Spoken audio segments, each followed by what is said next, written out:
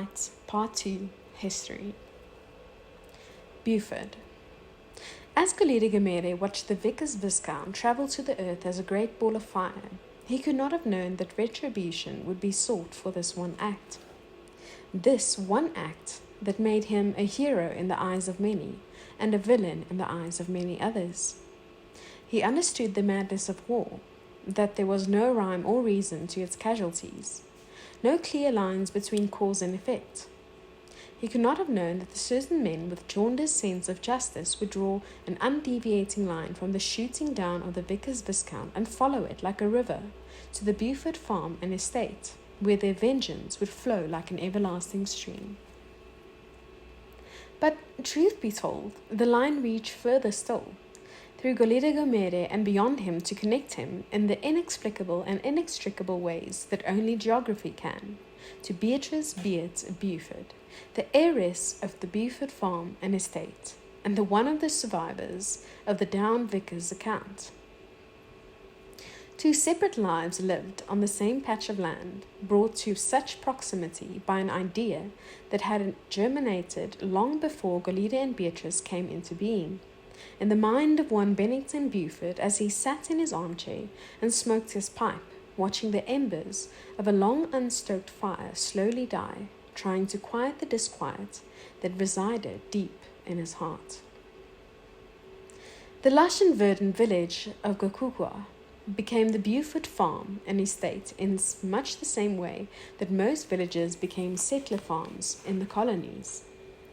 Bennington Beauford, having had the misfortune of inheriting only the family name and none of its centuries' worth of fortune, dignity, and honor, due to his father's wild speculations, and having had the fortune of, absolutely by chance, distinguishing himself during the Great War, had decided that perhaps a life in the colonies would be just the thing for him.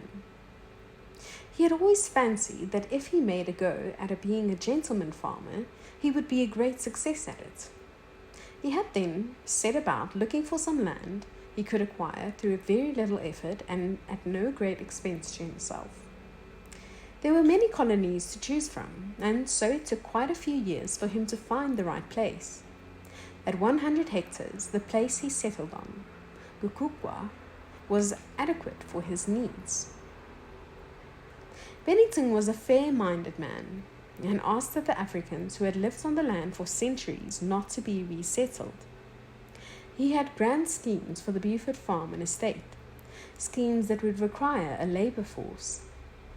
It was not lost on him that a readily available labor force would be less expensive than a labor force that came from afar. Bennington was a very enterprising man, and he put the land and the people on it to good use. In just one decade, he had made his farm one of the lifelines of the colony. He grew maize, sugarcane, and cotton, reared cattle, sheep, pigs, and chickens. He built refineries, butcheries, and mills on his property. He turned the village into a modern compound, replaced the thatched mud rondavels under corrugated asbestos sheets. Everyone who lived on the compound worked in some capacity on the farm and estate. And because he was a generous man, he also built a school for the natives on his property. Having thus established himself, Bennington married Rosemary Beard, a woman from the purest pioneer stock, who had never quite recovered from the tumble from a horse she had taken when she was a child. Rosemary was considerate enough to die soon after giving birth to a baby girl, Beatrice, thus providing Bennington with an heir, perhaps not of the right gender, but an heir nonetheless. During a trip to the Netherlands with her father, his young daughter had shown a liking for sunflowers, and so Bennington had dedicated a few acres of his land to growing them. When the Second World War broke out, Bennington proved to be indispensable to the war effort. His cotton made the soldiers' uniforms, his canned goods fed the troops, and his leather made it possible to have boots on the ground. He became the wealthiest man in the colony. When he died, in an unfortunate car accident in 1948, his only child and heir, Beatrice Beard Beauford, then became, at 11, the wealthiest person in the colony. At 13, Beatrice went to Evelyn High School, with the distinction of being the daughter of the man most people thought instrumental to the colony's economic growth during and after the war. This guaranteed Beatrice respect and easy passage. However, Beatrice did not make it easy for those willing to grant her any privileges. She was a liberal-minded young woman whose ideas, especially on the rights and treatment of the African, terrified those around her, including Cookie Cedric, the girl who was to be her lifelong friend. Beatrice questioned and challenged everything and everyone, whereas Cookie never had an independent thought. Cookie had accepted wholesale the opinion and beliefs of her family, community, and country. She loved her family and loved her community. She loved her country, and she never once thought they could be wrong. That they could all have contributed to the establishment and preservation of a system and an order that was at its very heart unfair and unjust. Cookie did not quite agree with Beatrice's notions, and even thought them foolhardy, but she could not help finding Beatrice's irreverence for all the things that Cookie herself held dear as seductive. Not quite brave enough to be as defiant as Beatrice, Cookie was happy just to live vicariously through her and know that an alternative way of thinking and being was possible. For her part, Beatrice never tried to make Cookie share her views. Beatrice was too self-assured, too convinced that her way of thinking was just, correct, and right, to look for converts. And because they never tried to change each other and simply accepted one another, Beatrice and Cookie became the best of friends. The only thing that threatened the bond was Emile Coetzee, a man whom Beatrice could never respect, a man whom Cookie loved and later married. After Evelyn, Beatrice left for Oxford University and returned 5 years later, perhaps predictably, as a hippie. It was the dawn of the 60s, the age for the Beatrices of the world to finally come into happy being. Never quite comfortable with the grandness of her inheritance, Beatrice turned to the Beauford estate into a multicultural commune, an artist colony. She left the running of Beauford farm to the foreman and did not seem to care either way whether he did a good job or not. But Emile Coetzee, Cookie's husband, did care about the Beauford farm and estate and how it was run. As head of the Organization of Domestic Affairs, he found enough incriminating evidence of interracial commingling to bring a charge of unlawful conduct against all those who lived on the estate. Although equally appalled by the goings-on, the state was, however, hesitant to make them public and extremely reluctant to get on the wrong side of Beatrice Beauford, who was still the wealthiest person in the country and whose farm was still vital to the nation, especially now that it seemed to be gearing up for civil war. In 1965, however, when Beatrice Beauford proudly gave birth to 2 colored twin boys, thereby flouting the state's miscegenation laws, the state decided that she was not to be trusted. Beatrice and her guests were evicted for unlawful behavior and for being unfit residents. When the war ceased to be a few skirmishes here and there and broke out in the earnest, becoming a full-blown guerrilla war, Beatrice Beauford enthusiastically, vocally, and publicly supported the terrorists, African nationalists, as she called them, and believed, as they did, that the majority should rule. When Emile Coetzee found out that Beatrice was financially supporting the nationalists, whose military wing was conducting terrorist attacks across the country, he zealously and triumphantly brought the charges of treason against her. Beatrice had been vacationing at Victoria Falls with her 2 sons when she received the summons to appear before court. And on her way back, tragedy struck. The aeroplane she was travelling in, the Vickers Viscount, was shot down by Golide Gomede. Many died. Beatrice's twin sons died. The policeman escorting Beatrice died. The air hostess, who had at that very moment been serving Beatrice a Malawi shandy, died. But Beatrice survived. Her belief in an equal society also survived. There was such an outpouring of public sympathy for Beatrice Beauford that the treason charges were dropped and trial dismissed. Emil Coetzee accepted this turn of events. This was not because he had forgiven Beatrice her past transgressions. It was because he had found another use for her. He used her tragedy to call for the imprisonment and execution of Golide Gomere. Daily images of the smouldering remains of the vicar's viscount quickly turned public sympathy into public outrage and anger against Golide Gomere. The public soon joined Emil Coetzee in thirsting for the Golide Gomere's blood, and Emil Coetzee promised to have his head on a platter within 3 days. However, finding Golide Gomere did not prove to be easy. Although there were many reports of people having seen him, everyone had different description of him. He was tall, he was short. He was heavy-set, he was thin, he was handsome. He had a type of face only a mother could love. He was an African, he was white, and no one knew what his name had been before the war. When Golide Gomere proved elusive and thus impossible to capture, Emil turned to his most trusted man, Mordecai.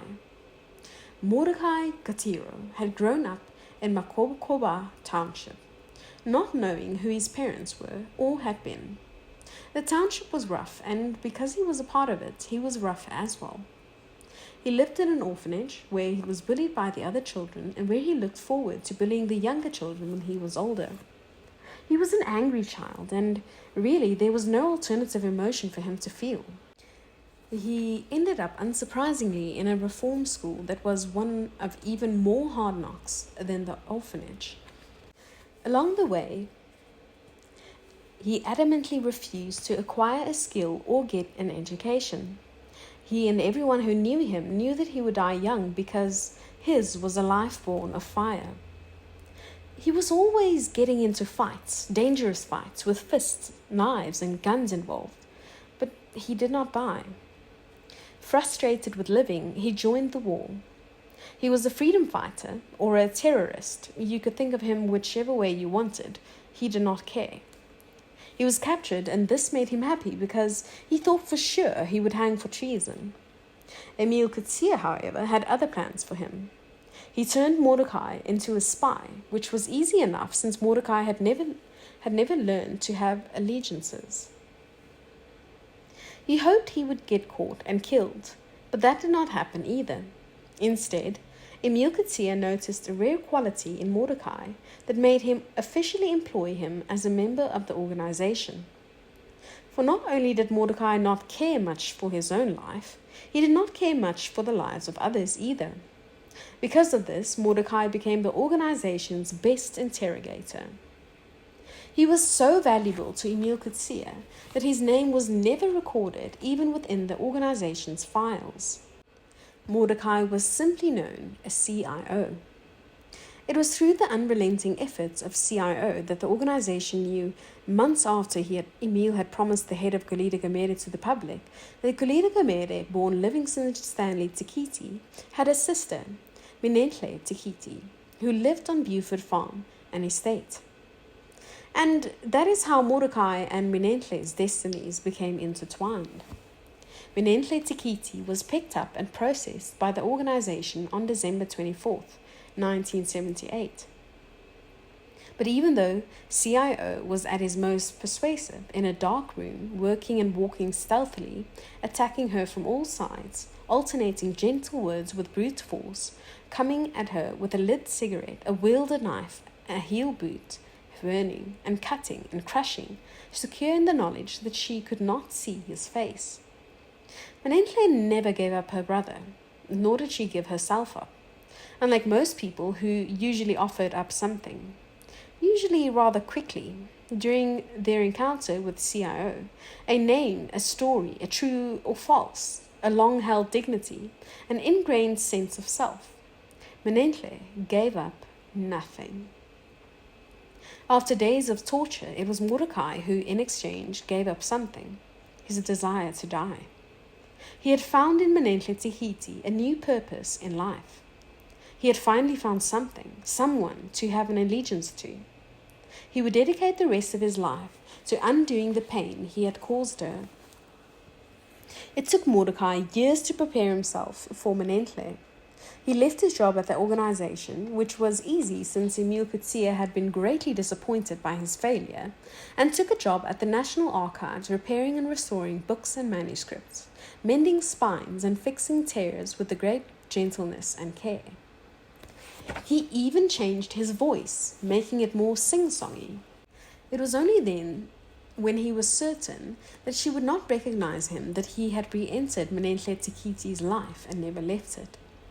Mordecai arrived at the Beauford farm and estate on a Mackenzie bus one unassuming Wednesday afternoon and departed 2 weeks later with Menenhle. They climbed aboard the Mackenzie bus, and as Mordecai paid the bus conductor, Menenhle looked up at the sky and marveled at its independent blueness. The Mackenzie bus that Menenhle and Mordecai took in 1983 was the very same bus Thandi Hadebe had taken on the day she escaped from Beauford Farm and Estate in 1974. Thandi Hadebe was born on the Beauford Farm and Estate. Her father was the Beauford School's messenger boy and caretaker, a job that allowed her family to live a comfortable life. Their housing was provided, and they received substantial monthly rations. Both her parents were very Christian and very proper. They raised their daughter to stand out and be an example. Thandi had known all her life that she was beautiful because almost everyone who saw her said so. At first, she did not think much of her own beauty. She took it for granted. But as she grew older, she realized that her beauty afforded her a certain kind of ease, a certain kind of power. She never had to struggle.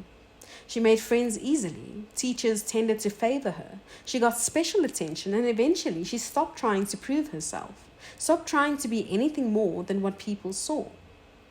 And then, in Thandi's 16th year, Menenhle Tikiti entered her life as her domestic science teacher. Menenhle was not charmed by Thandi.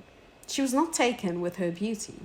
She pushed Thandi to have greater ambition in life than just being a pretty face. Thandi suspected that Menenhle, who had no beauty to speak of, was secretly jealous of her, and so she did not take Menenhle seriously. Until the day the soldiers came to Beauford Farm and Estate. The soldiers entered Menenhle's class while it was in session. The girls were making pretty dresses. One of the soldiers asked the girl to strip naked and put on their pretty dresses. Because it was a preposterous thing to say, and because he sounded as though he was merely joking, most of the girls giggled. The soldier made the request again, his tone more serious this time. The girls who giggled this time did so nervously and uncertainly. The soldier made his request yet again, and, to do away with any confusion on the girl's part, he shot 2 bullets from his pistol into the ceiling. The girls, trembling, stripped naked and put on their half-made pretty dresses. Some of them cried silent tears. Then the soldier asked Menenhle to choose who was the prettiest of them all. For the first time in her life, Thandi did not want to be the prettiest girl. She did not want to be pretty at all. Her eyes pleaded with Menenhle, but Menenhle still did the unthinkable. She pointed a stubby finger towards Thandi. And when the soldier took Thandi away, kicking and screaming, Thandi believed she saw a look of satisfaction on Menenhle's face. It was a look that she would never forget nor forgive. The soldier paraded Thandi in front of the whole school, calling her all manner of filth. When he led her to the toilets and they entered one of the pit latrines, Thandi thought for sure he was going to rape her. She tried to prepare herself for the humiliation and violation, but instead he ordered her to jump into the pit latrine. He left her to drown in its putrid foulness. Now Thandi was sure that she would die, but she did not. Somehow she managed to tread the murky mire and keep her head above it. She desperately wanted to die, but to her dismay and consternation, she kept on surviving until after what seemed like days, but was in reality a little over 2 hours, her father pulled her out.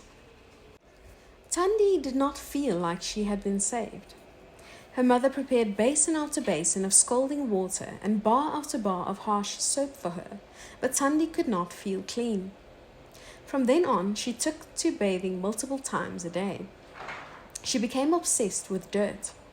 She began to find the omnipresent dust of the compound oppressive. Whenever she was not cleaning herself, she was cleaning her surroundings. But one thing that she could not scrub clean was the air surrounding her, which had been contaminated by the putrescence of the pit latrine. The smell followed her everywhere.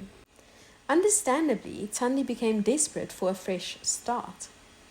A fresh start came in the form of Elizabeth Naomi, who one day descended in a cloud of dust on the Beauford farm and estate carrying a golden egg. She had travelled to a place she had only heard about, a place in which there was no one to take care of her and her egg, because she was certain that this place was where she was going to do the best living of her life. She was such a foreign concept on the Beauford farm and estate that Tandy could not help but be drawn to her. Elizabeth was the most singular thing Tandy had ever seen. Her blonde hair, her colourful clothes, her genuine self-confidence and self-esteem, her determination and drive, her believing in herself to be country and western singer, all showed that she marched to the beat of her own drum. And just being herself, Elizabeth presented Tandy with many possibilities. For her part, Elizabeth took to the prettiest Tandy, and one day looked at the girl and simply said, "You are so pretty. Have you ever thought of being a model?" Tandy, who did not know what a model was, could not say that she had. Elizabeth reached for the magazine, flipped through its pages, and pointed at a woman with ruby lips and penciled-in eyebrows, who was looking into the distance as though it held a future in which she was not particularly interested. It was the model's nonchalance and detachment that Tandy found attractive, alluring. The model seemed removed from it all, above it, untouchable. If you go to the city, I'm sure you can make a living as a model. The city, the place where no one would know or remember what happened to her. The city, the place where she could start new, unblemished, unbesmirched chapter of her life. The city, a place where she, with ruby lips and penciled-in eyebrows, could look into the distance as though it held a future in which she was not particularly interested. Tandy boarded the Mackenzie bus the very next day and headed for the city, determined never to look back. It was in the city that, wearing a pink carnation in her hair, she danced in the rain and heard a young man sing "Don't Let Me Down." Perhaps the knowledge of what had happened to Menenhle at the hands of the CIO gave Tandy some satisfaction, but this cannot be known for certainty. After Tandy left the Beauford farm and estate, she returned to it only once, during the war years, to deliver and leave behind a baby boy, Marcus Malcolm Martin. She only offered one word to explain her action: America. Marcus grew up in the care of his strictly Christian grandparents, with one spiritual striving: to find something in his young life that would give him a sense of belonging. He found this something a few days after his 4th birthday, in the form of a colourful woman who carried a baby on her back and sang songs of love. You treat her like an egg, and I don't believe her feet have ever touched the ground. You carry her everywhere. Justina Ngumalo, Man Ngumalo, to Marcus, said this in a neutral tone as she leaned against one of her fence posts, her left arm akimbo and a sliver of elephant grass in her mouth, her eyes on their target and most spectacular thing that young Marcus had seen in his entire life: Elizabeth Naomi. She was hanging her washing on the clothesline and had a baby, well, not really a baby anymore, strapped on her back, not too tightly, but very securely, and she was humming a delightful tune. She was dressed in all the colours of the rainbow, the lady's whip, his people called it, as if she had reached into the sky and retrieved each colour with a gentle tug. And she had hair like no one else he had ever seen, long, straight, flowy, and best of all, golden. Sometimes, Marcus knew, she assembled it all on top of her head so that it resembled a beehive. Sometimes she would let it flow freely and dance gently in the breeze. Marcus had been watching them for a very long time. He did not know how long, because he had not learned how to count or tell the time yet, but he knew it was for a very long time. He was fascinated by those beautiful creatures. He had come to sit by the fence and watch this colourful woman hung through the day, with her not quite baby on her back, often enough to pique Jusina's curiosity. And why shouldn't I treat her like an egg? She was a golden egg for 5 years. I carried her. She was a golden egg until the 3rd of September 1978, when she hatched. Just because you see her like this in the flesh does not mean that she is still not a golden egg. Elizabeth said, and continued to hum her tune. Jusina laughed, a long and loud, mirthless laugh. Elizabeth, the things you say! She brought her laughter to an end. You are like a peacock, proud. And why shouldn't I be like a peacock, pride and all, when all that is mine is beauty? And vain too, Jusina said, clapping her hands together, indicating she was giving up and washing her hands of Elizabeth. Pride and vanity are sins, Elizabeth. Envy is an ugly thing too, Jusina. Jusina made a mock sound of mock disgust deep in the back of her throat. Anyway, I'm here about the boy. Elizabeth made her way to the fence. The not quite baby cocked her head to the side and examined him with such scrutiny that Marcus felt self-conscious for the first time in his young life. Tundi's boy. He's a thing of beauty. My eyes are not for beauty to see, Jusina replied with a shrug. What's your name? Elizabeth asked, addressing him directly for the first time. Marcus was too embarrassed to look at her directly, so he mumbled to the yellowish-grey, silty soil, a scratch of grass he was sitting on. Marcus Malcolm Martin Masuku. Elizabeth laughed heartily, a sound that came from deep inside her belly, genuine, free laughter. He had never heard anything like it. She felt his mouth spreading into a smile, ready to laugh. So you're going to be a revolutionary when you grow up? He had no idea what she was talking about. His smile became uncertain.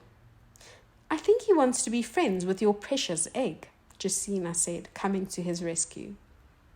You want to be friends with my Imogen? Yes, he nodded, even though the thought had never occurred to him. He would have been happy to just sit by the fence, watch the beautiful creatures, and wish that he belonged to them. Jeannie, you want to be friends with Marcus Malcolm Martin Masuku?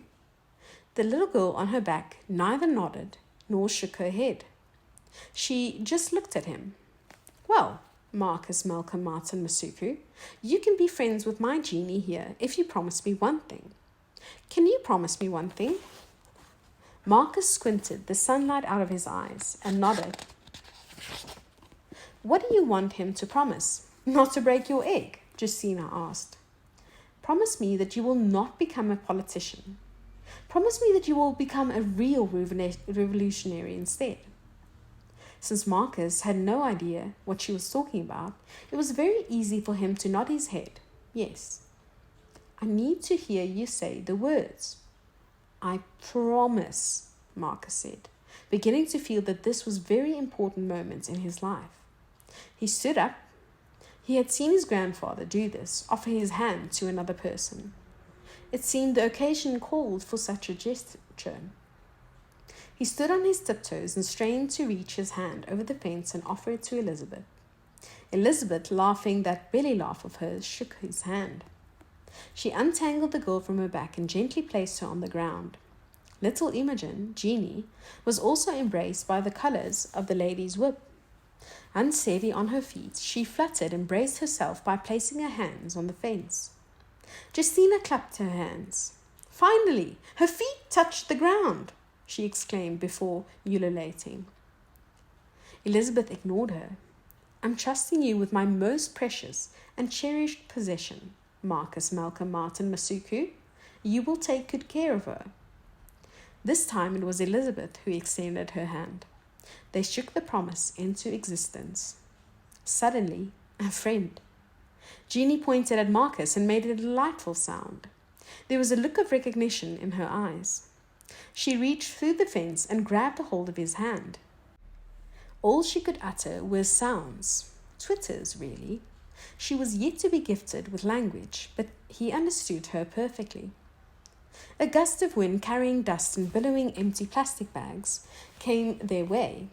The wind lifted the colours of the rainbow. Jeanie fluttered. Marcus held her hand fast, afraid she would fly away. Unfazed by the wind, Jeanie giggled and continued twittering. She had so much to tell him, and he had all the time to listen. But the wind kept getting stronger and stronger until he had no choice but to let go of her hand. After all the things that Beauford Farm and Estate had witnessed and experienced in recent history, the friendship that blossomed between Marcus and Jeanie was much needed balm.